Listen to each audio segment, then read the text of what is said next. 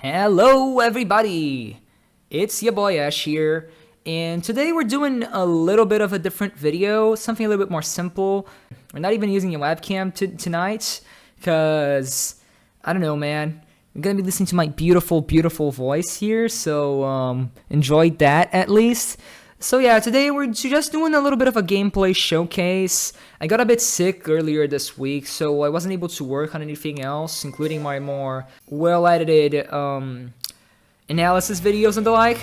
So I thought, just to try something new out and, make some kind of video for you guys, I thought I'd just do, I guess, a little bit of a gameplay showcase here. So earlier this week, Freedom Planet 2 came out for consoles. It's been out on PC for a good while now, I believe like over a year by now. But it just recently came out for consoles, and it's a game I really enjoy. In fact, I've talked about it a little bit on the channel here and there already. I've used it as background gameplay once in a while, and it's a really, really, really, really, really good game. So I thought, sure, why not? Why don't we just play it for a little bit? I just bought, this is the Switch version right here. I think you can see my Switch home screen, what I've been up to over here. I do own it on PC, but I got the Switch version now, and I've been replaying it by myself. This is not my first profile though, but like, I've been replaying it by myself, and man, I don't know, I just really like this game, so I thought, why don't we just play it a little bit for YouTube, share it all with you guys, and let you guys know what it's all about, why it's so good. So let's go for it. And now we have no excuse to not play it, because it's on everything, including the Switch, which is amazing, because it means you can literally play it anywhere. Since it's a 2D game, it's not like it's gonna be any different on any other platforms. Like maybe the internal resolution, but you gotta be really bitchy about that. The game is pixel based. It looks just about the same on every platform, and it's portable on Switch, so it's objectively just the best way to play. Here are the playable characters, right? So this is a sequel to Freedom Planet 1, and all the playable characters from that first game are here, which are these three right here, and then we have the newer one, who is Nira. She was already a boss in the first game. She's pretty cool. They're all pretty cool, especially like Lilac and Carol are the most fun to play as, in my opinion. We're gonna check both of them out tonight, and yeah, let's go for it. If you're not familiar with Freedom Planet as a series, it's very, very much inspired by Sonic, 2D Sonic to be exact, at least as far as gameplay goes. So it's, it's momentum-based platforming. You get speed by going downhill. You can, it feels very much like Sonic. You even got some loop-de-loops later on, and you can walk across walls. But the real catch here is that you can also do attacking and combat and stuff. So if you press the Y button here, you can do a little bit of a combo, and it also works kind of like Smash Bros, where if you press different directions, it does different stuff. Like if you do like up and Y here, I'm gonna do a sort of like an uppercut rising attack here. And if I jump again when I'm in the air, I do this cyclone attack. This is with Lilac specifically. Every character has a little bit of a different moveset. They're pretty fun to mess around with. Kero in particular is very fun to play as, but Lilac is pretty much like the basic standard experience, so I would highly recommend you to play as her first if you're thinking of getting into this game. But actually, I would initially recommend you to just play the first game beforehand, because the story is also a big factor in this game. It's a pretty big part of why this game is so good, and it pretty much follows up on what happened in the first game while also doing its own thing. And that first game is also really, really, really good too. I grew up with it back on the Wii U, actually, and it's amazing too. So I do recommend you play that first. I believe it's pretty cheap on pretty much every platform, including the Switch, so yeah, definitive version right there. But the second game is even better, I'd argue. The story, it's very interesting. The gameplay is more refined.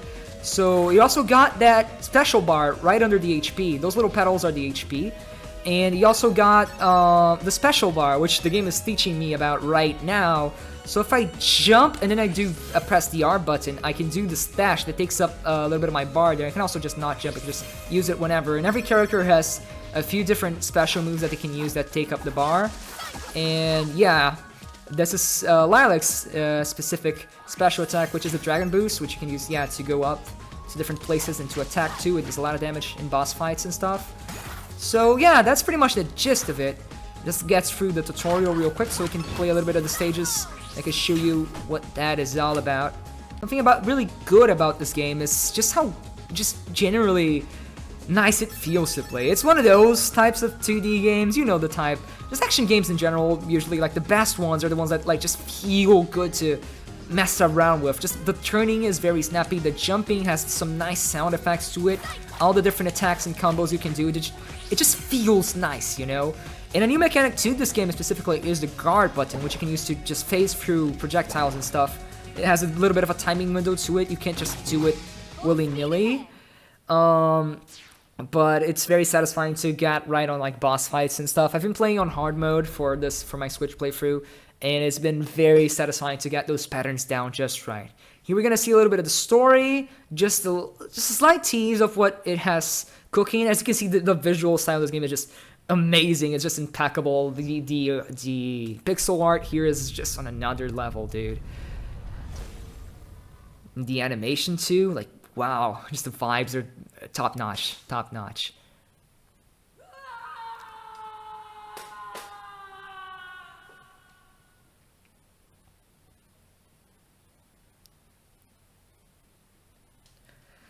This game also has a pretty decent focus on story, kind of like the first game as well. They have some pretty decently long cutscenes, but it's worth it because the story is just really good.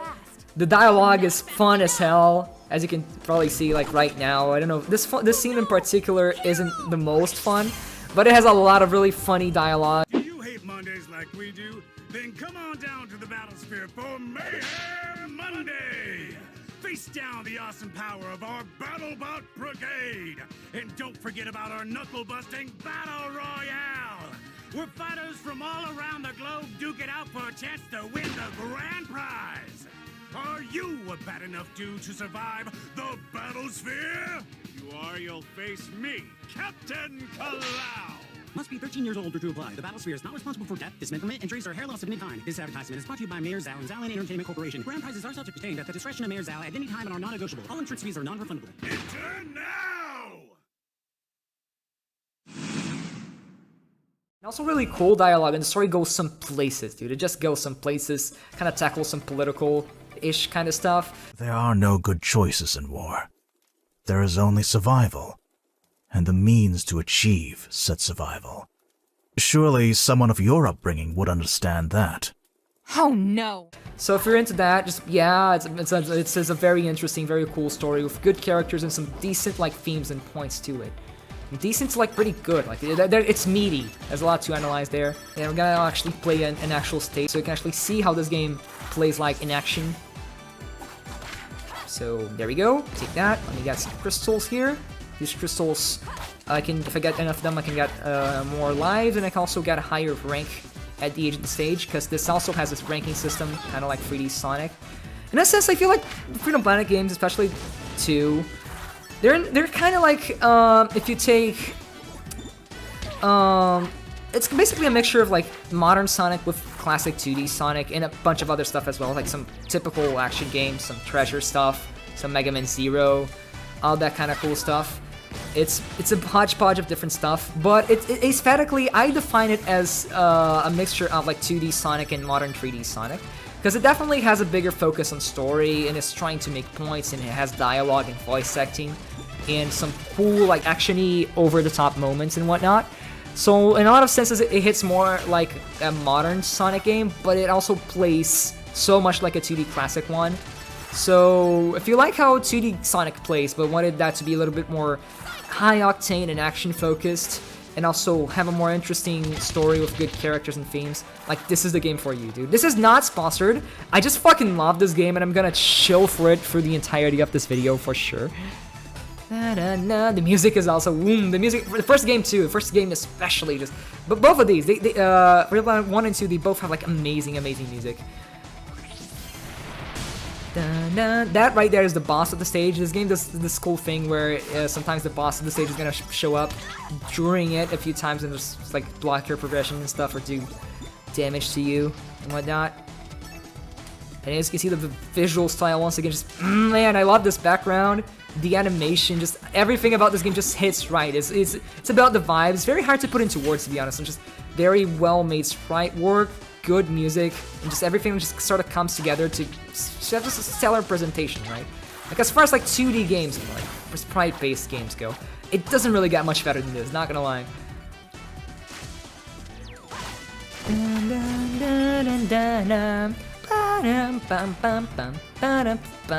Okay, so I believe we're close to the end of the stage right now. But this game does have some pretty beefy stages, so, you know, if you don't like that kind of stuff, that could be a problem. I've seen some people complain about, like, long stages, especially in the first game. The first game has a big problem with, like, 30-minute stages almost, even. Which could be an issue if you're not into that kind of stuff. But honestly, like, I never saw that as a problem. It makes each part of the adventure feel a little bit more memorable, a little bit more long-lasting, like, oh yeah, remember that one stage where that happened and it took me forever to take down, you know? It can get pretty annoying if you're just trying to get through so you can save and stop and whatnot, but this isn't... I mean, now I guess it's a portable game with a Switch, but you can just hit the home menu and like, come back later, right? There's nothing stopping you from just taking this in chunks. Especially since it is a pretty beefy game as far as, like, 2D indie platformers go. This first game is decently short. I believe it's only, like, 4 or 5 hours long, but the second one, it's at least 9 hours, especially if you're going for all the extra stuff, like talking to all the NPCs in the villages, which is also a thing this game has. As you can see, also the visual style across the stages tends to change a lot. It's not, even though the stages, again, they're pretty long, they do a good job of, like, mixing things up. Like, now they're introducing these wooden platforms and stuff. The stages, they tend to just evolve and change backgrounds as they go. So things are always fresh and stuff. It feels like you're in a real environment, which is, if you ask me, one of the strongest things a game can do is just feel believable. If you hit the right vibes and make you feel like you're in, like, an actual place, that's just the best way to get me hooked into the gameplay loop of a game, and just make you feel like you're in an actual place. So yeah, now we're here in the boss. I'm gonna take it down as quick as possible. This one's pretty simple. The bosses get a lot more intense as they go. Remember to hit the dodge button here so I don't take too much damage. I was gonna do the roll thing, so I'm gonna just dodge the attacks here real quick. Oh, dang it. Mistimed it. There you go, now I nailed it. Do the dragon boost. If I time the dragon boost just right, I can hit the enemy in the charge up. That does a lot of damage.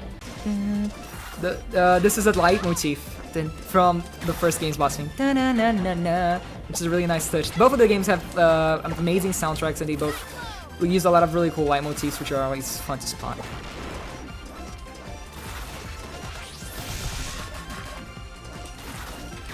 There we go, you're down. It's crunchy 16-bit explosions, am I right? Nothing like them. I just like this game's energy, dude. This kind of theme you got. There we go, A rank, nice. You know, it's kind of theme you got when you finish the stage and the characters are all well animated and voice acted and stuff. It's hard to explain, but it's just, man, this hit's cool. This hit's cool. Alright, so now we're here on the PC version, so I can actually show off another character and do a different stage, so we don't get stuck on so we don't have to do the first stage again, since I don't have any save files with the other characters in the Switch version just yet. So here we go. First off, I want to show off the hubs I talked about.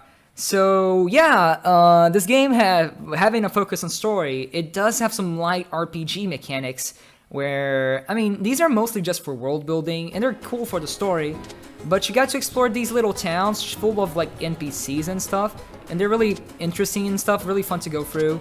I made sure to talk to every single one of them my first playthrough, and I do not regret it. This is not my first save file though, so there's still a few of them that need talking.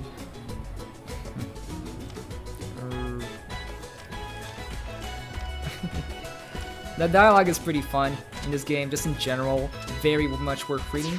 Let's get out here so we can do a different stage, and this is probably my favorite stage in the game. I'm a bit biased. I love just beach stages and beach settings in like anything ever, to be honest. So that's a weakness of mine. But this stage is very fun. We're gonna play a little bit of Scarrow because she's also my other favorite character to play as in this game.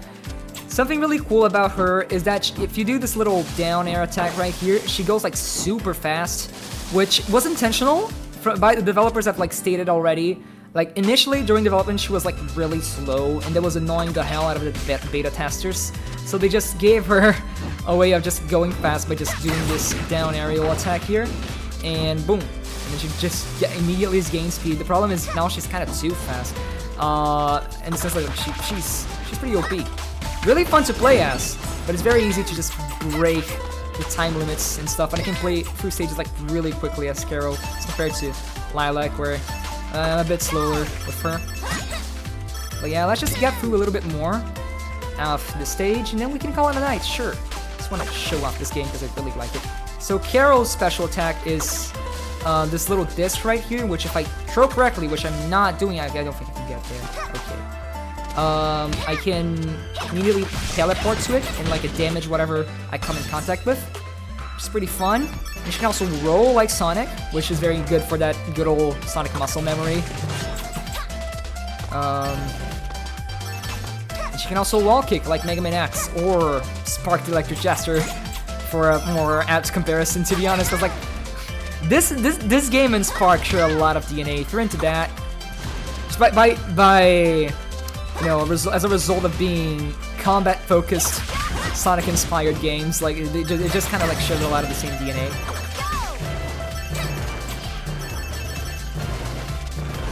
And I might just die here because I'm struggling to talk while I play, and play like quickly and stuff.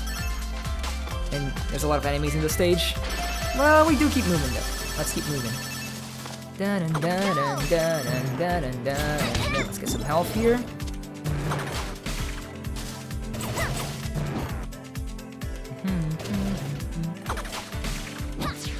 There we go. Real quick, screen scroll. Screen scroll, screen scroll. Screen scroll. Try saying that 5 times fast. Screen scroll, screen scroll, screen scroll. La. There we go. You can also swim in this game, unlike Sonic. It's pretty cool. There's some underwater stages even in this game. Bypass the enemies. Ouch. I mean, your heart's hit. There we go.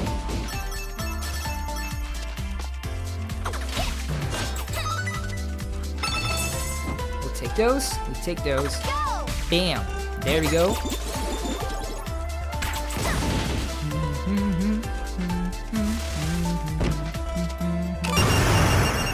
Whoa.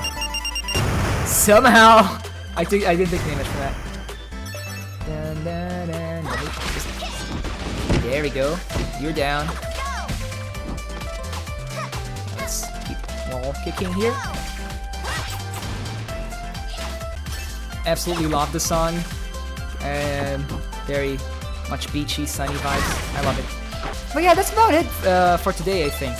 I just wanted to show off this game I really, really like. It's one of my favorite games of all time. And I hope that, maybe at least for some of you, this gave you the, you know, an interest to go check it out, or check out the first game first, because that would be ideal, honestly. Because it's a really fun, really cool action game with a cool story, cool characters, yada yada. There's very little wrong with this game, honestly. It's just overall just really fun and really, really cool. If you're into this sort of thing, if you're into Sonic, into Mega Man X, into that kind of 2D action game, 2D action platformers, this is right up your alley, dude. Please don't miss out on this one. So yeah, that's about it. Thanks for watching, and if you like this, please make sure to give it a like, and see you guys next time. Goodbye!